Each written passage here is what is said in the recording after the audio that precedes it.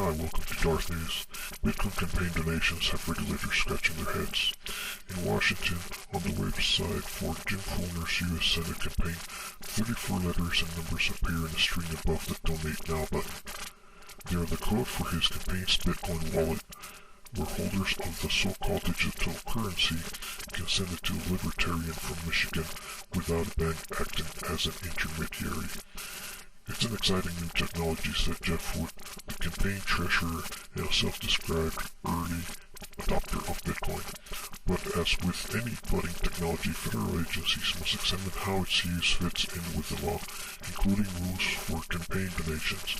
The Federal Election Commission discussed the technology last week, while federal regulators and experts testified about it before two Senate committees. The FEC plans to revisit topic in the next year and may issue a set of rules, but the technology, embraced by some high-profile entrepreneurs who have invested in it, is already being accepted by the National Libertarian Party and some local chapters and candidates. Wood said the Fulner camp has received just 2 Bitcoin donations so far, one from Wood. Both were less than 200 thresholds over which donations must be reported to the FEC. The Libertarian National Committee has received several $1,000s in Bitcoins from dozens of donors, Executive Director Wes Benedict said. The FEC and other federal agencies have recognized that Bitcoins hold value. They can be exchanged for goods and for dollars online, but continue to debate whether campaigns can treat them as currency. What they need to know is how to handle them and how to account for them, and how we want to see them reflected on their public reports. Lee E.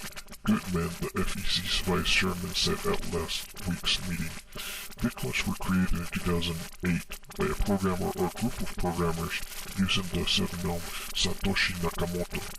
They are transferred online without a central bank. About 12 million Bitcoins exist today.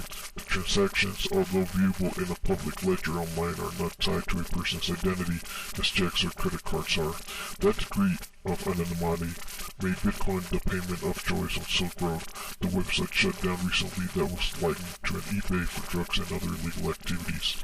Bitcoins do raise some very interesting questions about whether disclosure can be adequately done. Ellen L. Weintraub, the FEC's chairwoman, said last week, and I'm not prejudging the answer to that. Advocates for more disclosure in campaign donations are troubled. We're always interested in new ideas like this that can bring new people into the political process, and I think Bitcoin donations could, said Adam Smith, the spokesman for Public Campaign. But there are some questions about transparency with these donations. We need to make sure those are addressed so that Bitcoin donors can hide behind donations to remain anonymous.